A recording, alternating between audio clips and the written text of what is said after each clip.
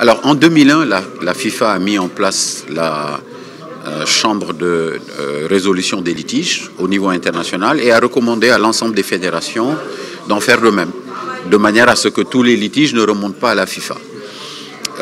D'un autre côté, le football sénégalais, depuis 8 saisons, développe un championnat professionnel avec évidemment des contrats avec des joueurs, des contrats avec d'autres acteurs et évidemment des conflits qui ont été jusqu'à présent réglés de la meilleure des manières possibles, sans que ce soit peut-être la meilleure qui a été choisie. Et donc il était temps, le moment était venu pour le football sénégalais de mettre en place la Chambre nationale de résolution des litiges. Tous les textes ont été actés par la Fédération sénégalaise de football.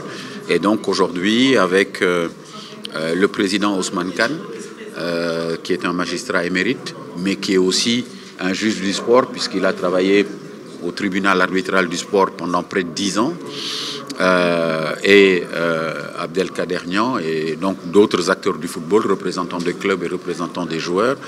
Aujourd'hui, nous avons une chambre qui arrive à son heure pour pouvoir aider à la pacification de l'espace et des relations, notamment de travail économique entre les clubs et les joueurs, et également entre différents acteurs.